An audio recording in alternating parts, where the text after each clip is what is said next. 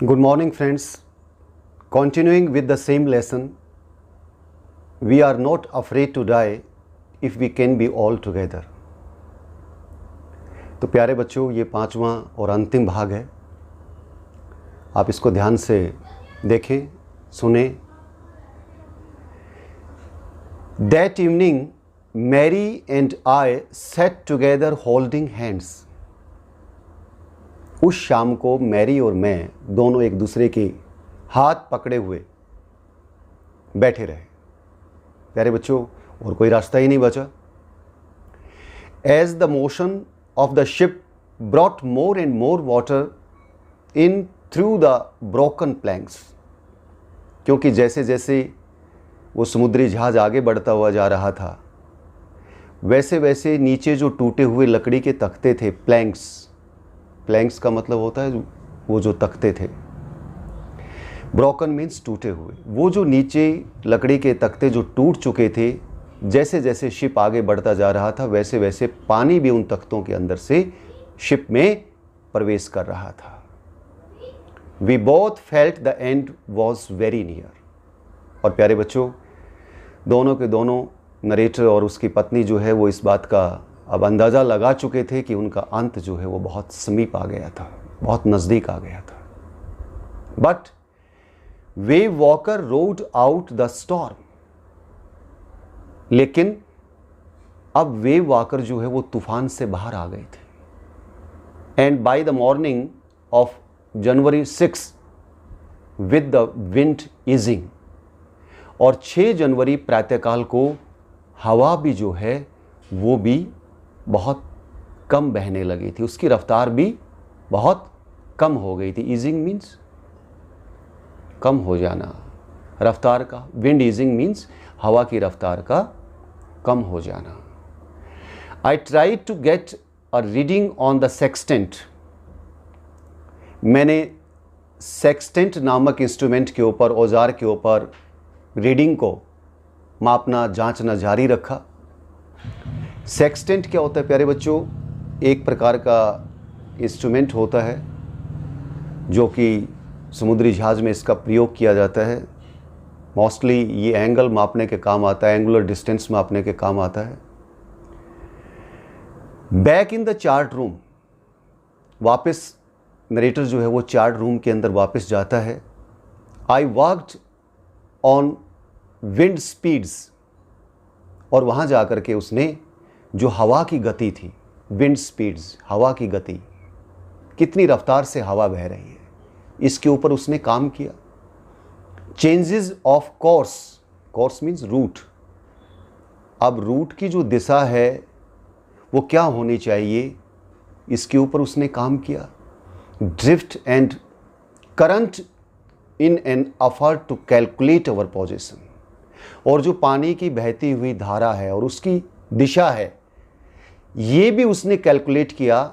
और इन सब की कैलकुलेशन के बाद उसने देखा कि उनकी पोजीशन कहाँ है, वो इस वक्त समुद्र में हैं कहाँ। ये बात पड़ताल करने की उसने कोशिश की। The best I could determine was that we were somewhere in 150,000 kilometres of ocean looking for a 65 kilometre wide island. और जितना लेखक, ये नरेटर जो है, अच्छे से अच्छे जितना जांच सकता था, जितना मालूम कर सकता था, तो इसने देखा कि हम कहीं ना कहीं 1,50,000 किलोमीटर दूर उस समुद्र में निकल आए हैं, और हम तलाश कर रहे हैं 65 किलोमीटर चौड़े एक टापू को। क्योंकि प्यारे बच्चों, 2 छोटे छोटे टापू ही उन लोगों की उम्मीद थी। जैसा मैंने पहले आपको बताया था, आइल एम्स्टर्डम, और दूसरा कोई और टापू जो कि पिन प्रिक्स जैसे थे, सुई के समान थे इस विशाल समुद्र के अंदर। तो वो 2 छोटे छोटे टापू ही उनकी होप बचे हुए थे। अब इतने गहरे समुद्र में, इतने विशाल समुद्र में 65 किलोमीटर चौड़े टापू को ढूंढना एक बहुत बड़ा मुश्किल कार्य था, लेकिन किया जा रहा था। While I was thinking, shoe moving painfully join me. जब मैं ये सारी बातें सोच रहा था, मतलब नरेटर जब ये सारी बातें सोच रहा था, सुजैन जो है वो थोड़ा सा दर्द महसूस करते हुए वो उनके पास में आई। The left side of her head was now very swollen. अब सुजैन का जो बाईं तरफ का जो सिर का हिस्सा था वो प्यारे बच्चों सूज चुका था। स्वोलन का मतलब क्या होता है? सूजना। वहाँ पर सोजिश आ गई थी। And her blackened eyes narrowed to slits. Slits का मतलब होता है दरारें। और जो उसकी काली काली आंखें थी वो एकदम नैरो हो गई थी, बिल्कुल तंग हो गई थी। एक हल्की सी दरार बस दिखाई दे रही थी सूज करके। She gave me a card she had made. अब उसने, सुजैन ने उनको एक कार्ड दिया जो उसने अपने हाथों से बनाया था। अब देखिए प्यारे बच्चों, कितनी विकराल स्थिति है। डेथ के वो बिल्कुल नज़दीक है। मृत्यु कभी भी उनको अपने आगोश के अंदर समेट सकती है, लेकिन उसके बावजूद भी इन बहादुर बच्चों को देखिए कि वो कार्ड बना रहे हैं और अपने मम्मी पापा का हौसला बढ़ा रहे हैं। On the front she had drawn caricatures of Mary and me. और उस कार्ड की जो फ्रंट साइड थी, आगे का जो हिस्सा था, वहाँ पर उसने कैरिकेचर्स बना रखे थे। कैरिकेचर्स क्या होता है? काइंड ऑफ पेंटिंग होता है, कार्टून की तरह होता है प्यारे बच्चों, जिसमें चीज़ों को बढ़ा चढ़ा करके बनाया जाता है। कार्टून में आपने देखा होगा ना, चीज़ों को कैसे रिप्रेजेंट किया जाता है। तो ऐसे ही उसने मैरी का और मेरा कैरिकेचर बनाया हुआ था विद द वर्ड्स, और उस कार्ड के ऊपर शब्द लिखे थे, here are some funny people. देखिए, आइए मैं आपको कुछ मजाकिया लोगों से मुलाकात करवाती हूँ। Did they make you laugh? और ये आपको हंसाएंगे। देखिए आपको कैसे हंसाते हैं। I laughed a lot as well.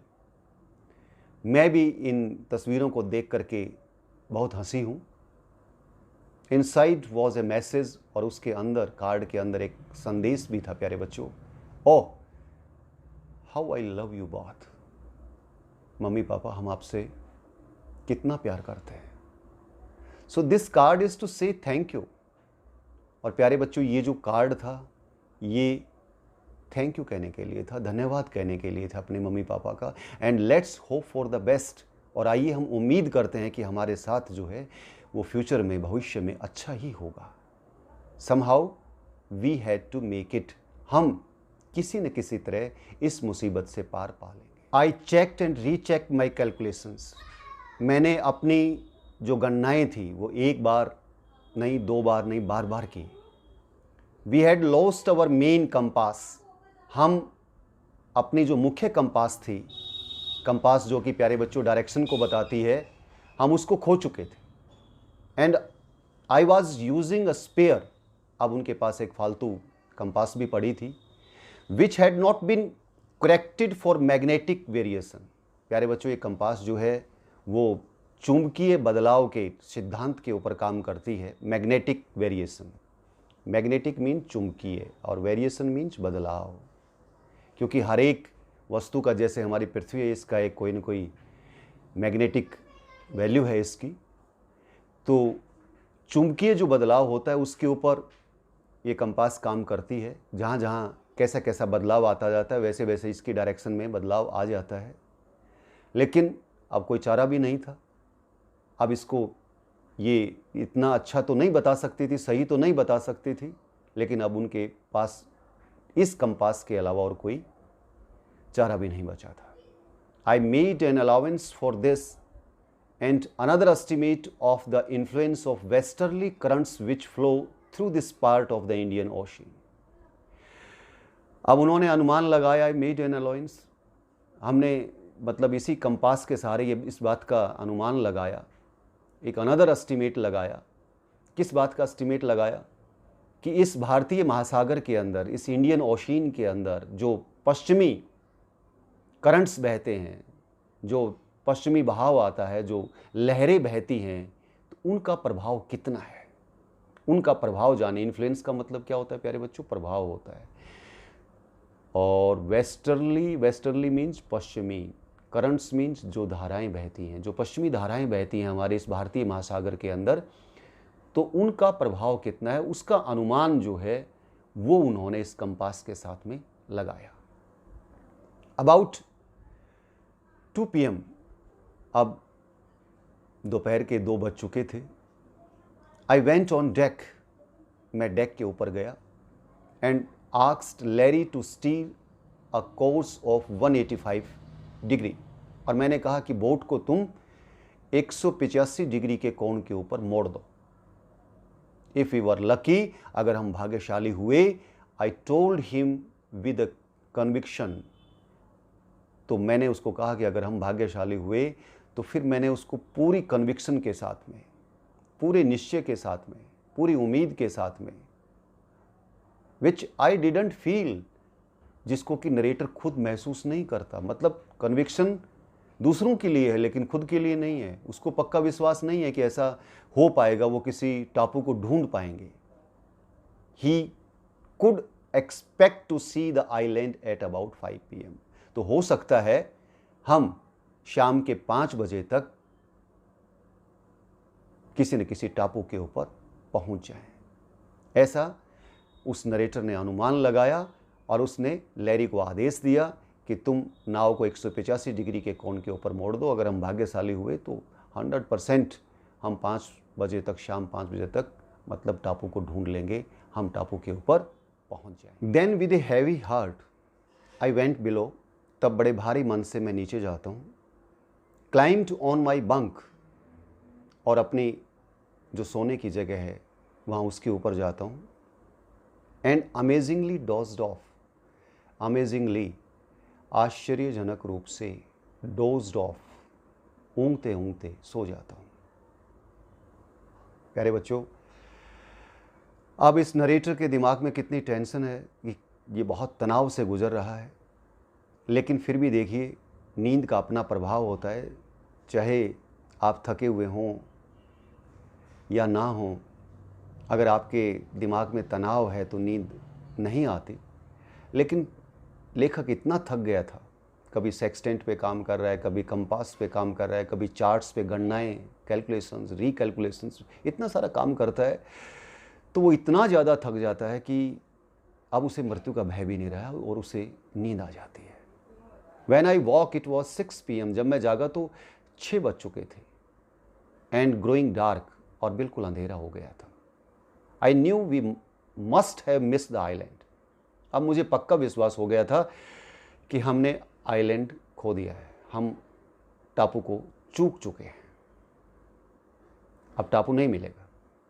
And with the sail we had left we couldn't hope to beat back into the westerly winds, और जो पतवार हमारे पास बची हुई है, we couldn't hope, हम ये उम्मीद ही नहीं जता सकते, to beat back, कि फिर से पछाड़ा जा सके, into the westerly winds, उन्हीं पश्चिमी हवाओं को। यानी जो पश्चिमी हवाएं, जो तेज बहाव हम पीछे छोड़ के आए थे,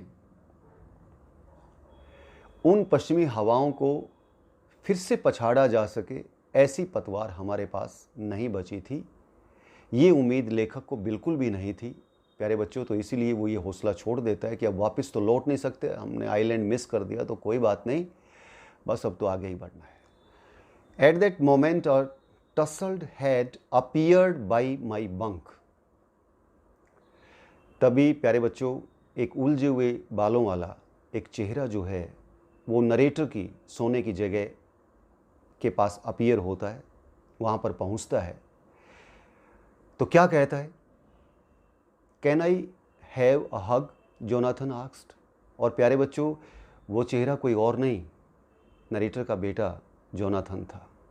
तो जोनाथन ने अपने डैडी से पूछा, क्या मैं आपको गले लगा सकता हूँ, आपके गले लग सकता हूँ? Sue was right behind him, और सुजैन भी प्यारे बच्चों उसके ठीक पीछे पीछे थी। Why am I getting a hug now, I asked.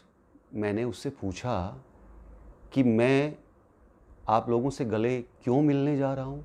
आप मुझे कारण बता सकते हैं? प्यारे बच्चों, हम क्योंकि लेखक बहुत टेंशन में था और उसको लगता था कि आइलैंड वो मिस कर चुका है, तो नेचुरल सी बात है, स्वाभाविक सी बात है, वैसे ही उसका मूड ऑफ था तो वो गले क्यों मिल सकता था।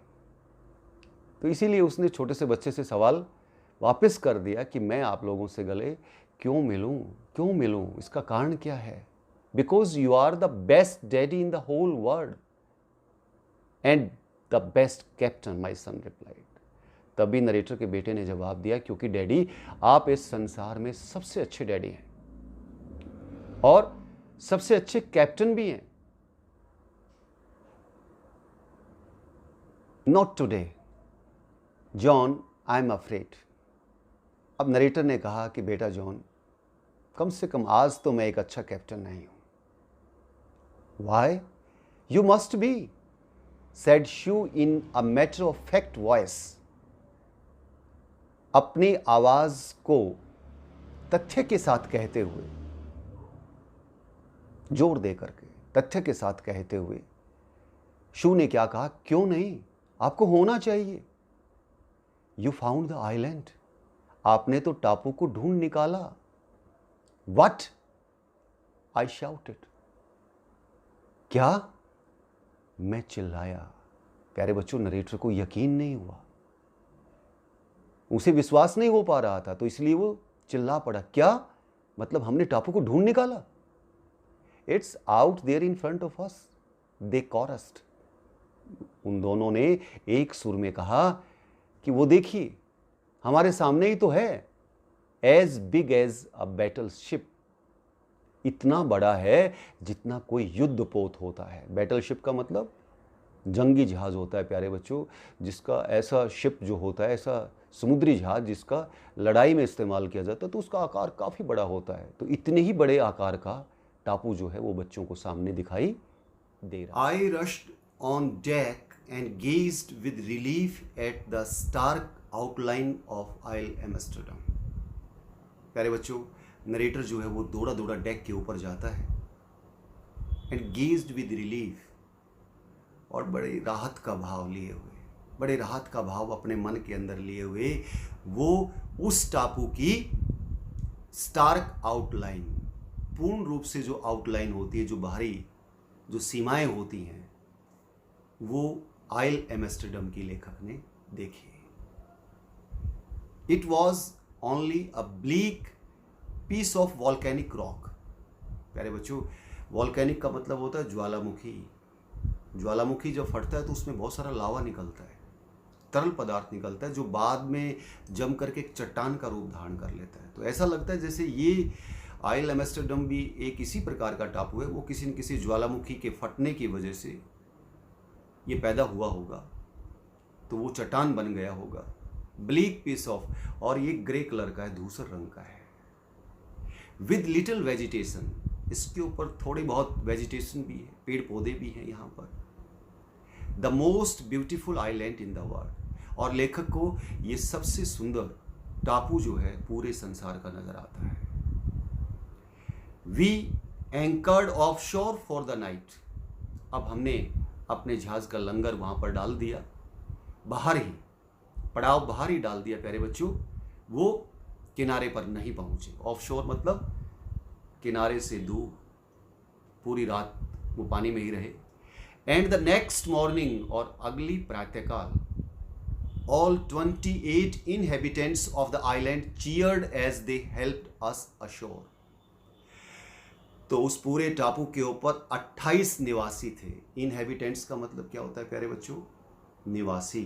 वो 28 निवासी, आपको पता ही है कि आइल एम्स्टर्डम के ऊपर फ्रांस ने अपना साइंटिफिक बेस बनाया हुआ है, तो ये ज़रूर वैज्ञानिक रहे होंगे, वही साइंटिस्ट रहे होंगे।